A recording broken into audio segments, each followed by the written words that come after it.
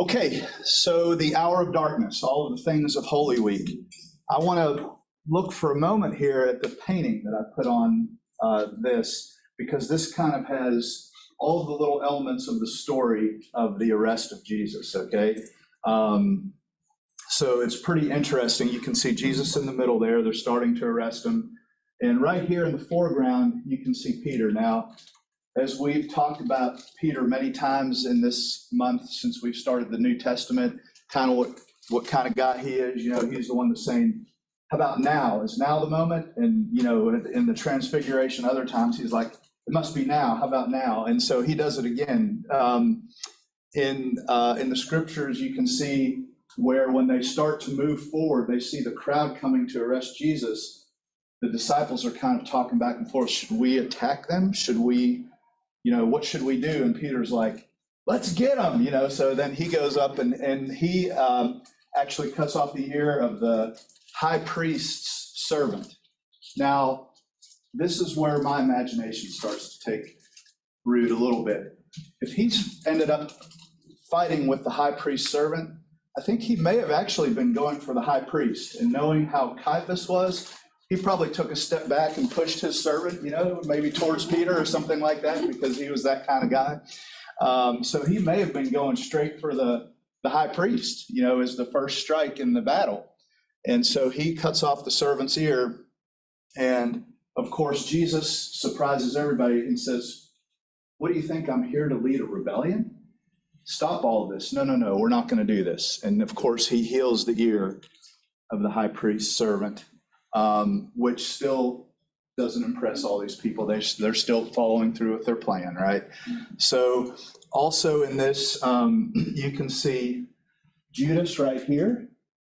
And a very interesting thing about Judas here is you see his lips out like he's about ready to give a kiss, or he just has given a kiss. His face is red, and he has something that looks like horns. So they're trying to represent there with Judas that Satan had entered him, okay? So you see that red face and what kind of looks like horns on Judas, showing that, okay, Satan's controlling him now, okay? Now, of course, you see the guards arresting him. You can see all the chaos, all the things going on. This guy right here is an interesting story. Only in the Gospel of Mark, right at the end of the story of Jesus' arrest, it says there was a young man there who had on a white linen garment. And when all the people started to flee, they tried to seize him and grab the garment, and he just let it go and ran away from the scene naked. So that's actually depicting what's in Mark about that. Now, here's the thing. It just abruptly stops after that. After we hear about this guy, we don't hear anything else about him again. We don't know who he was. We don't know why he was there, but they made a point to bring him up. And some of the biblical scholars have said, well, there was probably more written about him and stories that we don't have that didn't make it into the Bible. But, somewhere in another writing that unfortunately we've lost, it says it would tell us the story of this guy and say, he was the one that was at Jesus's arrest that ran away naked when they grabbed his garment. But we don't know. So there can be a lot of speculation on who he might be. Young man, linen garment. That's all we know. So anyhow, but they put him in the painting because it is in the book of Mark. So who is the painter? Oh, I don't know. I've looked at probably 20 of these and they're all jumbled in my mind. But this is like a painting from the 1400s, I think. Somewhere in the 1400s or early 1500s, but I can't remember who it is. But one thing I want you to look at also with this painting is there was a type of painting at this time that was called painting in the dark style, or tenebroso is what it's called in Italian. And what it means is the shadows and the light are made to be very dramatic, and everything is dark unless it's taken out of the shadows so you can see it. And when they would do this, the painter would paint the whole canvas black first, and then start to paint things that had light on them. So the canvas would have started out totally painted black, and then the things would have been brought out in the light as they painted. So it's a pretty neat painting. And I wish I could remember, but I jumbled in my mind trying to think of all the ones I looked at. But I might be able to find out pretty easily. But anyhow, let's move along a little bit. Okay, so chapter 26 in the story. Here are the things we have in the scripture references for them. The last Passover or the Last Supper. I have overcome the world. In other words, some of the things he said to encourage his disciples right before they left the upper room. Some of those teachings, some of those last things he said to them to kind of get them ready. Here we go. We're about to embark on this tough time, right? So then in the garden, Jesus praying in the garden, and then his arrest, all those things happening there, his trial, and then when he is crucified, when he actually goes through the whole time of his crucifixion, all of the things that happened from the time of his sentencing through his death. Okay? So when we think about chapter 26, there are many scenes, okay? All the things we just talked about that, we can just immerse ourselves in and imagine what it would have been like to be there, right? And these are often the objects of many things in art and paintings and things like that painting we just looked at. But we also see a lot of these images and themes in other art and books that are even secular. It's just something that you almost see as a tactic by people to make a good story, or something that will draw us to it as they borrow things from the things that happened in Holy Week. Okay, so the upper room, the garden, all these things, you think about how in this week we kind of meditate on those and we immerse ourselves in those and even imagine ourselves standing there. What would it have been like, right? So when we see these echoed in art and stories, books, movies, that kind of thing, the things that, I've kind of seen people say as I've looked at this and studied this a little bit, what are those things that make us want to see that in other stories? And the first one that is mentioned a lot is there's an inherent longing in us for a savior, okay? That we need a hero to overcome for us, that we have that deep set feeling to set things right, restore the things that evil has broken, that there's something in us that when we see that played out in the story of Jesus, but in other stories, we're drawn to that because there's something deep within us that wants that desires that. And then also reflections of ourselves, striving and belonging to be on the good side, okay? To be part of the things that are happening that are positive, that are good, and we are even inspired to maybe be like the hero or try to carry on his work, that kind of thing. And we see that with Jesus, and we see that over and over again reflected in art, movies, books, things like that. And probably some of you out there are thinking of maybe a certain book you've read or a movie, things like that. And we'll talk about that some, and I want to hear from you on that as well. And then a couple other things. There's a hope of belonging, a hope of experiencing love and living in peace, that we see things in the world that aren't going right. And of course, now in the world is no exception. We see so many things that just break our heart a lot of times. And we just want to know that there will be unity, there will be love, there will be peace, that there's some way to that. And the things that Jesus did and the things that happened during this week were truly those things that brought us that opportunity. So seeing that reflected and repeated and echoed again and again just really touches us deep in our hearts. So some of the movies that people will bring up, I looked at many sites about this. Some of the common ones that they all list are Star Wars, The Matrix, Superman, E.T., Lord of the Rings, Harry Potter, even The Princess Bride, one of my personal favorite movies, The Princess Bride. I don't know if anyone else is with me on that. But if not, you're going to learn what the kind of movies and things I like to watch are today, because I'm going to use those as some examples as we go. All right, and then again, I also want to hear from you too. Okay, so the Last Supper. So many things happen in the Last Supper. Just a meditation on that can take you so many places. What we're going to do on Maundy, Thursday with the washing of each other's feet, Jesus washes his disciples' feet. Okay? And he tells them, whoever wants to be the greatest among you will be the least of all and the servant of all, right? He's kind of going back to that again. And he establishes the remembrance of his love and sacrifice. So even before he died, he's saying, here's how I want you to remember me. My body that's broken for you, my blood that's poured out for you. He gives us the Eucharist, the remembrance of him through Holy Communion. So that happens at the Last Supper. Of course, he's identifying Judas as his betrayer is usually one of the things that's in there as well, okay?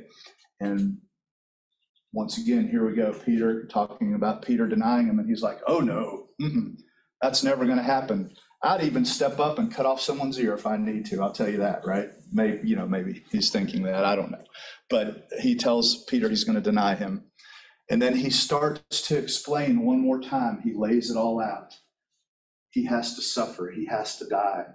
He talks about the Holy Spirit. He talks about what he wants the disciples to do when he's gone. He tries to comfort them and encourage them and tell them he'll always be with them. All these things, it's just like that last pep talk before they go out for the big game almost, right? It's like all these things I've told you again and again and again. I just want to tell you one more time. I want you to be encouraged. I want you to be ready, okay? So all of these things going on at the Last Supper. So some of the things that I've looked at for how do we see this reflected in movies? Right before that big last battle or big last showdown or last scene, something like that, here's the Avengers, of course, when they're all kind of saying, you're going to do this, you're going to do that, we're going to take care of these alien enemies, whatever they are, right? And then that one in the middle is just the typical Western, right? The bad guys are coming to town, all the good guys have to get together and they make their plan. They're going to drive the bad guys out of town somehow, and there they are getting ready. And then, of course, we have Star Wars over there. They're all standing around planning how they're going to blow up the Death Star, of course, right? So that's kind of what that is on that far one to the right there. Okay. Now, what about y'all? Are there any movies or stories or books or anything that have come to your mind that maybe reflect part of this, those things of getting ready for the big last battle? The big last thing that has to be accomplished? Did anything come to your mind? Yes. I don't think we can leave out the chosen. The chosen? Yeah. Yeah. It's not there yet. Right. But it will be. And that essential good versus evil thing that we're dealing with on a daily basis. It's really played out there. Yeah. And Dallas Jenkins has been doing it brilliantly. Oh, yeah. So I far, really have enjoyed watching it. I have too. Yeah. Now, season 4 of The Chosen is the last one that's been made. Yeah. In the very last episode of it, he gets on. No, but I mean, it takes us. I'm not going to tell you. I'm not going to tell you anything, but we are just about to start Holy Week. That's how far they've made it. So we are just about to start Holy Week. Wow. When season 4 is over. So very appropriate for what we're doing right now. But well, excuse me for asking this question, but what is The Chosen? The Chosen is a new series about Jesus's life.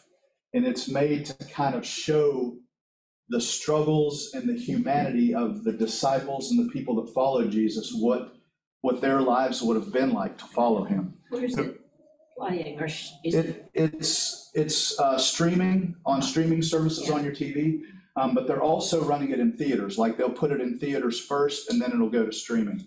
So they just finished having season 4 in theaters, and they do like 3 episodes at a time as a movie. And then after all of the run is done in the theaters, then you can stream it online. And it is the first show about Jesus that is crowdfunded. So in other words, people just donate to it online to keep it going. So the only money that they collect are, of course, having ticket sales in the movies, that kind of thing. But the main source of funding is people that watch it just give and say, I think this is a worthy project. I want to give money to it. So, yes. I will say it's very, very well done in the sense that it gave light to some of the things that you see in your mind when you've read the Bible your whole life, you know, and you just don't, it's in your mind. And then you see, it's so well done that you really understand, like the Pharisees. I never ever pictured the Pharisees to look like they do in Joseph. Yeah. I don't know why, but it just was so, I really found it fascinating. Now, there's a few things about it, they're kind of like, really? Yeah. It's Yeah. like their language is You kind of like, can't- no, they didn't You say can't that take back all of your then. theology from it. but Right, it right, is- right. Yeah. But Right. it's streaming on net, the first season's on Netflix, and the other 3 or 2 I know of are on Peacock. Yeah. Because I'm on season 2. And I did see, we get emails from the group that does it. This week of Holy Week, you can go and watch the whole season 4 in theaters. It's going to be playing this whole week. So I know there are some local theaters that have it if anyone's interested, but very good. Yes. Oh, well, since we're talking about movies, when I was growing up, I remember, and I don't know if, I think it was CBS, I don't know if they still do, but they would play the 10 Commandments around Oh, yeah. Easter every year. Yes. Yes. And I think that was the main way that I was exposed to that movie. Probably I'd seen it in a youth group as well, but I feel like I have seen that movie many times over my life. So Yeah. this year I decided to have my 2 children, who are 11 and 5, watch it the Mhm. whole 4 hours. Oh, wow. We divided into 2 nights. Yeah. Because I remember as a child that it really helped me understand the relationship of the Passover to Easter. Like it really Yeah. clicked with me. And it is a very creepy scene in that movie when the angel of death is moving through. You even hear the screams down the Yeah, street and it is everything. very Yeah. creepy, and I think that remembering that the Last Supper is a Passover supper, and that Jesus at least knew that he was going to die soon. Mhm. That there must have been such a heaviness, and I think relating that back to the story of the Passover, the first Passover, is really the symbolism, and it has been really strong with me. And so I sort of try to guide my kids to understanding the relationship between Yeah. these 2 stories. My And- 11-year-old got it. I don't know about the 5-year-old yet. Oh, okay. But I like that that has become one of the traditional Easter movies because of the Passover and all Which that. movie It's was that? The The 10 Commandments. 1956 10 Commandments. Charlton Heston. Charlton Yeah. Heston. Yes, Yeah. that one. It holds up. I think it Yeah, holds it's up. great. I've watched it many times, just like you have, because I happened to see it when it was the week of Easter, growing up and even as a young adult, many times. Okay, any other thoughts, any other stories, movies, things that come to mind where everybody's preparing for that big battle? Seems like the Disney movies always have They- good and evil. Yeah, they do. And you can find little seeds of this in a lot of movies, you know. There are some that are just way off to the side and have nothing to do with this kind of thing, but a lot of them repeat these themes. It's amazing when you start to think about it, how many do. So those are just some of, like I said, those are my examples. You're going to see like some of my taste in movies here, but yes. C.S. Lewis explored a lot of those themes, Oh, yeah. and there was a mythological twist to what he did, Mhm. but he wanted to appeal to a lot of different people. And some of them actually tell the story of the Savior being slain, that he's represented by a The lion. Lion, yeah. And that was always a beautiful story. Yeah, and they made a set of movies, I guess it was back in They the did. 2005 to 10, right? I don't know, somewhere in there, but they were pretty well done. Pretty well done movies as well, yeah. Okay, so the next thing is I have overcome the world, where he's giving them that last pep talk before they go out to the garden. And he is, like I said, trying to be encouraging, give that pep talk to his disciples, encourage them in many ways. And then he goes into prayer, okay? And you get the sense that this is not where he's withdrawn himself and gone away. This is with all of his disciples around him. He starts praying. And he prays for himself and the significance of what he's going to have to face. He prays for his disciples, and he prays for everyone from that point on who is ever going to believe in him. And it's really a wonderful prayer. And it takes up pretty much a whole chapter in John, but it's really neat how he just prays from those concentric circles, from him to his close followers, and then to everybody in the world who will believe in him from here through all time. So very, very neat time there. And then, of course, they move to the garden, and he asks his disciples to pray together while he withdraws and prays alone. And of course, they fall asleep. He has to wake them up and all that kind of thing. And then he prays to avoid suffering and concedes to God's will, not my will, but your will be done, right? And then he sweats blood. And one thing that I don't know if y'all realize, this is an actual condition. It's called hematohidrosis, okay? And when people sweat blood, it's because they are under immense stress and distress, okay? There are certain things that happen physiologically in your body. There are more hormones made that increase your blood pressure and do all kinds of things, put you in that fight or flight mode. And when you have extreme stress for a long period of time, you can actually sweat blood through your pores. And he was in that much distress that was happening. It can also literally, which is not something we see about Jesus, but it can actually break your heart and make your heart stop pumping effectively when you're under immense stress like this as well.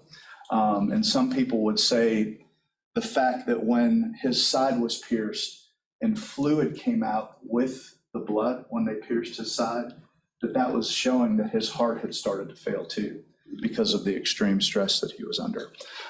So some of that stuff, not just part of the story, but also physiologically is shown to happen.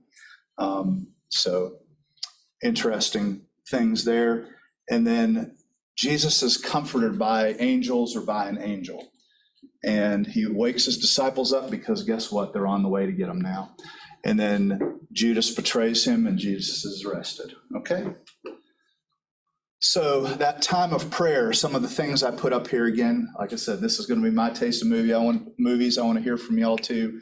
But there in the middle, we have Rocky, the Italian stallion, praying before he goes out for the big fight, right? Which happened in every one of the movies. He had this moment where he would pray before he went out to fight. And this is Luke Skywalker and Obi-Wan as a ghost, okay? And Luke was trying to figure out what he needed to do. He wanted to escape and get away from everything. And Obi-Wan comes and tells him, no, you've got to go back and face your father, Darth Vader. This is the moment he tells him, you're going to have to go and suffer, and it's going to be rough, but you've got to go do it. And then this is Conan the Barbarian, if anyone wonders. Has anyone seen this Conan the Barbarian with Arnold Schwarzenegger? Okay.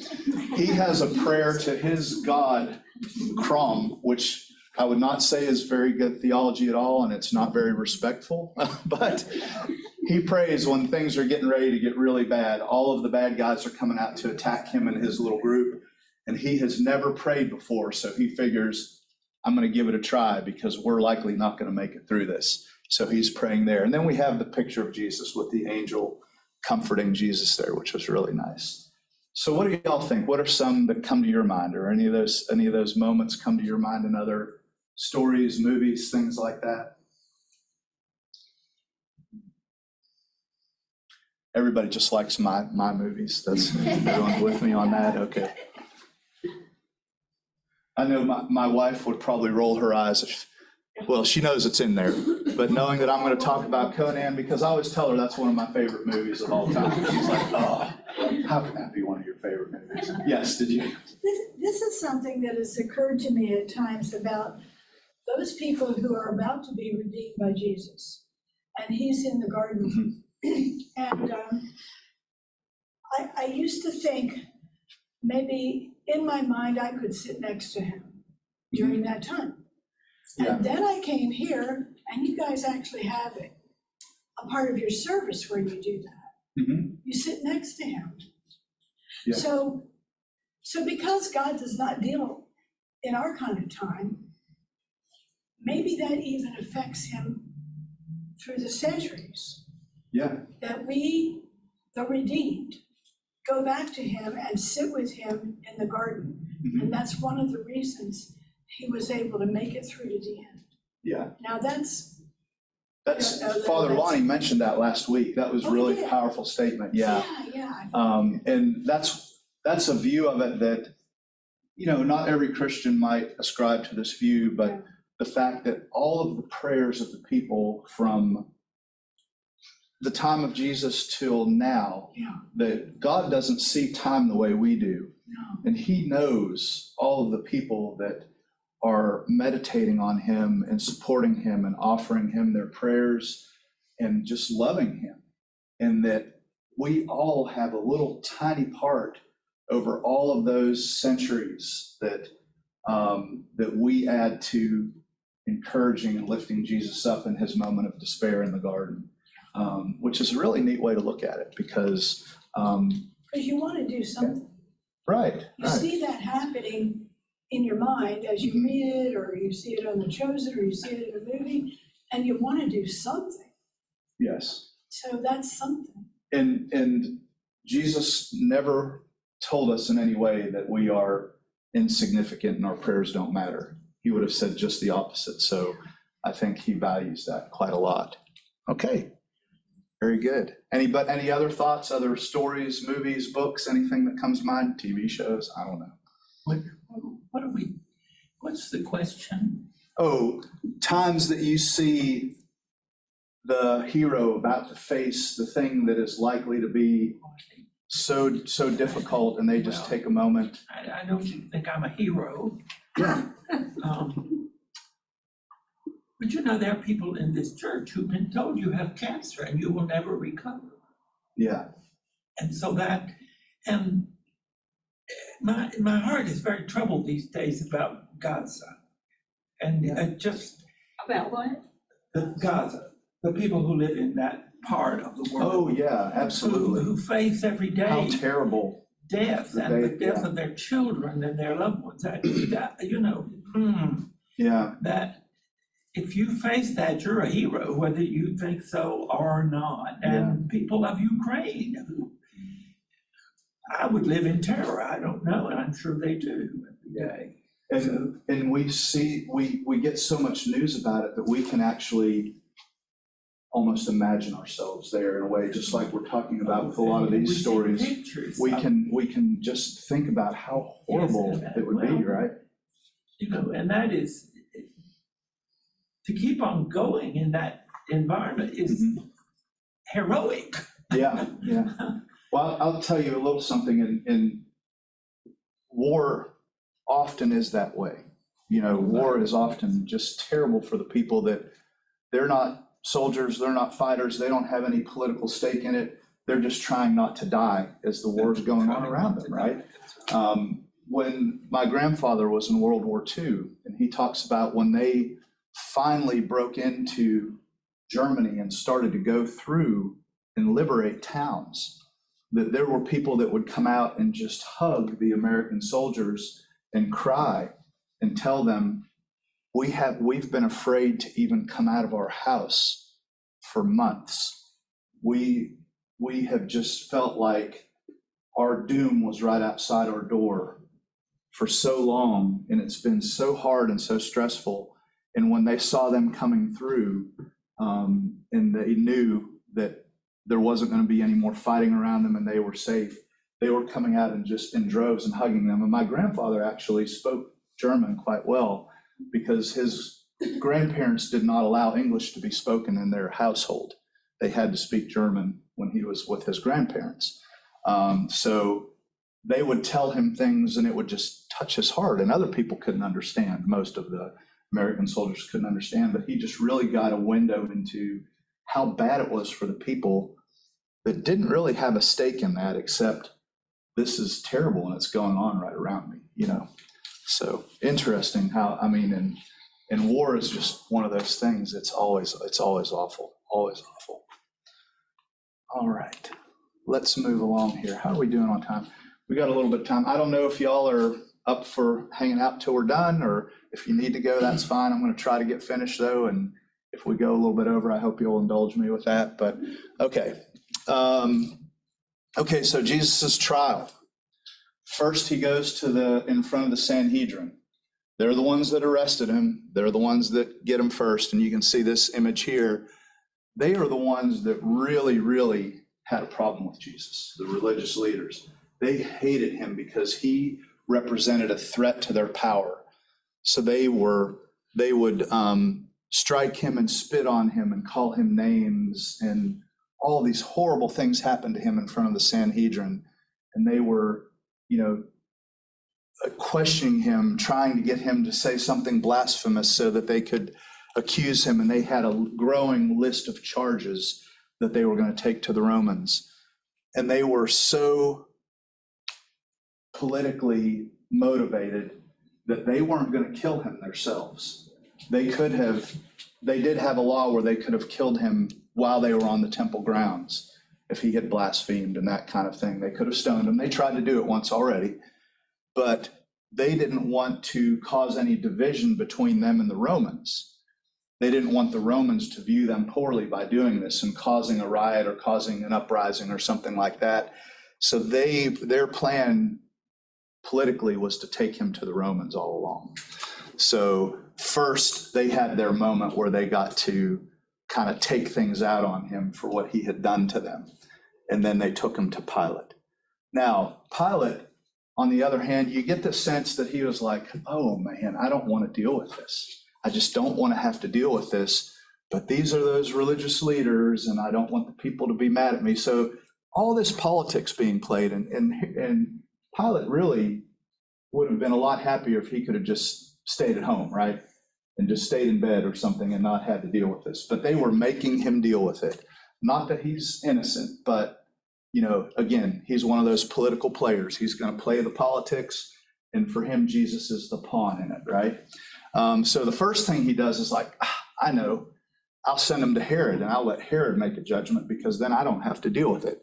So he sends him to Herod Antipas, and Herod thinks it's going to be like a circus show. He wants Jesus to perform tricks and do miracles and do neat things for him. And he wants it to be kind of a party and happy, and he wants to use him as kind of like a sideshow. But he doesn't want to really kill him or anything. He's just amused by Jesus coming to him. And then when it comes to the point, it's like, yeah, I know. We got to take care of him somehow. He sends him back to Pilate, okay? And then Pilate tries to appease the crowds and appease the religious leaders. Like I said, Jesus was just a pawn in the whole game. So he ends up turning him over for crucifixion, although he says, I wash my hands of it. I didn't find any reason why he should be crucified, but this is the tradition of this day, of this festival. We'll give you somebody back, and then we'll punish somebody. So Jesus was just a pawn in that Roman political game, considering the crowd and the religious leaders and what they were wanting. So, all right. So trials that we see in movies. And of course I did a double on this. Star Trek, on the Captain Kirk on trial in front of the Klingons. And then Captain Picard on trial before Q. I don't know if you know the entity Q in Star Trek, but all humanity was on trial, and Picard had to represent all of humanity on trial before Q. So, very parallel kind of things to Jesus. And then Superman went on trial in a movie that came out probably 10, 12 years ago now. I don't know how long exactly. Who is that actor? Henry Cavill, something like that. But he went on trial, and I think the end of the trial was they told him he had to leave the earth. He wasn't allowed to be here anymore. Because in him trying to save the earth, there was a lot of destruction caused, just like always happens in the superhero movies. They knock down buildings and all that kind of thing. And so they sentenced him to leave the earth and never come back. And then, of course, in the movie, they absolutely have to have him come back because he has to save the world again, right? So that's what always happens. But so that was, some of the trials. What do y'all think about when we think about trials that might parallel what we saw with Jesus? No justice, evil overtaking people to want to unjustly accuse somebody, sentence them to death, or whatever the case may be. Do y'all have any that come to mind? Yes. I thought of the trial of To Kill a Mockingbird. Oh, yeah, yeah. That was actually an example that was given on some of this that I read about this, yeah. Yeah. Yeah, that's a very good one, yeah. Good. How about anyone else? The Green Mile, was that a movie? Oh, yeah, yeah, I remember that. And that was very much a messianic character, right? He actually tried to heal 2 young girls or something, but they thought he had killed them. Somebody else had killed them, and he tried to heal them and bring them back because he apparently had some powers to heal people, right? But he couldn't bring them back from the dead. And they found him sitting crying with the 2 little girls, and they assumed he had killed them. So he was on death row because of that. Yeah, interesting. Yes. Some of the old ancient English or United Kingdom, all that, where they used to, I forget the name of that period, it's just totally gone out of my head, Mhm. where people used to be tried for the silly or the no good reason. Oh, like the Inquisition kind of stuff? Yeah, that, Yeah, what yeah. was the one with the Red Cross? Oh, anyways, just that period. you know, Yeah. Victorian and early Elizabethan. And also, at the time of the English Revolution with the Puritans, Mhm. there was some of that kind of stuff going on too. And they were the ones that got really big into, we think somebody might be a witch, Right. You know, and that kind of I was thing. gonna And say that first, but I'm kind of. yeah, exactly. So if somebody didn't follow all of their norms and conform to everything they believed religiously, well, they were probably a witch, right? And right. so they would bring them before and very unjustly put them on, even if they put them on trial, and kill them, burn them at the stake, that kind of thing. Yeah. You didn't even have to do anything. God help you if you had a seizure. Yeah. Oh, yeah, Yeah. yeah. And they thought you had an evil spirit because you had a seizure, Or things had like that. certain deformities, you know, you were Yeah. another, you were Yeah. different. Well, you know, we think of the Pilgrims for Thanksgiving, and they came over, they were Puritans. They were trying to escape England because of, things that happened with the Civil War and all that.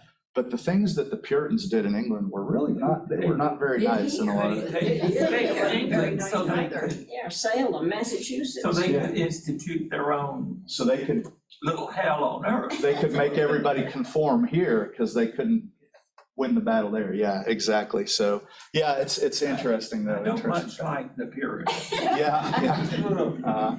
I think that's a really great example, and it's very frustrating that we're never able to see ourselves, like, we always think that if we had been alive in Jesus' time, certainly we would have been the good guys, and yet so many different iterations of Christianity find themselves doing the same things to people that were done to Jesus. And Yeah. even, like the hierarchy of the Catholic Church, for example, kind of acting the role of the Pharisees and being corrupt and using religion as a way to persecute people instead of recognizing true saints when they emerge. So many saints were persecuted by the church itself. You almost see that's just a pattern, like a repeating cycle. Yeah. As an institution, whether it's the church or other institution, as their power becomes greater and greater, they kind of fall into these same things that we see with the Pharisees and the Sanhedrin, where it's like the most important thing is we keep our power, not that we do what's right, That shows a fundamental weakness. Mm-hmm. Establishments or states do that when they feel threatened, Yes. and they are threatened. Yeah. Yeah. So they may do that for a while, but they will crumble eventually. Yeah, usually they crumble under their own weight because they can't, to some extent, they will overextend themselves and overextend all of the people that they're exerting their power over, and there is no more to get from them. And they just, like you said, they just crumble at that point. Okay. All right, let's move forward here. So now Jesus wears the Father's crown, the story of his crucifixion. So we will, of course, talk about this as Holy Week goes on, and we will have services leading up to this. I put the Stations of the Cross over here that we will be doing on Friday, and then Jesus's words on the cross and what each of them represented. Forgiveness, Father, forgive them, for they know not what they do. Salvation, I say to thee, today you'll be with me in paradise. And relationships, talking about John the disciple being Mary's son from now on, and Mary would be his mother because he was leaving. He could no longer stay and be her earthly son. So he gave Mary to John to take care of. Abandonment, why hast thou forsaken me? My God, why hast thou forsaken me? Just those feelings that are so deep that we would feel in a moment like this. Distress, the fact that he said he was thirsty. And triumph, it is finished. It is finished just doesn't mean I can't go on anymore. It means all of the plan that God had, all of the work that needed to happen through me, that work is done now. And that was that was the words right before he died. And then as he was taking his last breath, Father, into thy hands I commend my spirit. So even then he was showing, I'm going back to be reunited with God. And he had told his disciples so many times, I have to go back to the Father. I'm going to be reunited with the Father. And I think that may have been one of the things that really gave him the strength to go through with this, as he knew when he finished his work, he would be back with the Father. So very, very important things to meditate on. Like I said, immerse yourself in it, feel what it would be like to be there in that moment. Probably no more profound one than that, right? Okay, so getting back to movies. Now this, I took a little bit different step here. There are many scriptures that talk about when Jesus died, he went down to hell and conquered death and broke down the gates of hell. And this is when you actually think of the final battle scene where the triumph is actually starting to happen, right? The things that you were hoping for the whole movie or show or book or whatever would happen, this is when you realize he did it. He's actually going to do it. He did it, right?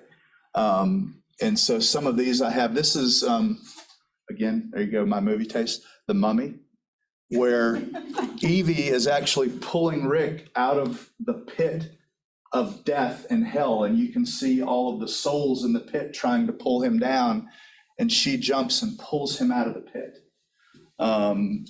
Same with the cartoon, Disney cartoon Hercules. Hercules dives into the pit in hell and gets Megara out and pulls her out of hell. And then, of course, Harry Potter defeating Voldemort here. And then Neo. This is one of the ones, there's so many messianic features of Neo if you've watched The Matrix. This is when he realizes he has the power to defeat anything in the Matrix. And he just stops all these bullets in midair and realizes he's going to win. He's got it. He's got it taken care of. So those are some very powerful moments where you see, similar to the moment that Jesus goes into hell and breaks the gates of hell. Now, in some of the scriptures, it does say that Jesus ministered to the souls in hell, or that people that were in hell, you get the sense that they got to leave hell. But I'm not sure what our theology says about that, or how that would play, because it seems like it might be saying that in some of the scriptures, yes. It's the Eastern Church icons of the resurrection that give the best story. Yes. It always shows Jesus standing on the gates of hell and pulling people out of hell. And the Eastern icons are always the best for these. Mm-hmm. For this. This is a little bit 19th century here. Yeah, absolutely. So, anyway. But one of the other things that you see paralleled in our scriptures with this is when Jesus actually dies and there's an earthquake and the curtain splits in two. Scriptures also say people rose from the dead, came out of their graves and started to walk around. And it says the people who were close with God, who were known to be people of God, were rising out of their graves and walking around. So you wonder if that was paralleling what was happening here, yes. There's a wonderful poem, the name of which, of course, I can't remember, and I can't remember who wrote it.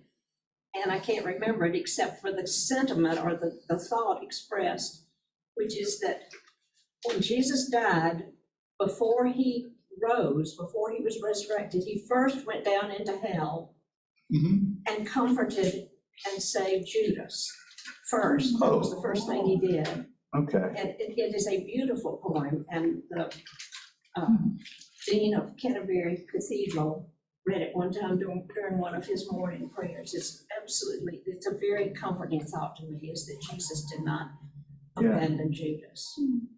Well, historically, that would not have been a popular story way back hundreds of years ago. It might not be popular now. Well, but I mean, That comforts me. Yeah, but it is. That's very good. Very good. So any other thoughts, shows, movies, books that you think of this? This is the moment where the hero does it. He makes it.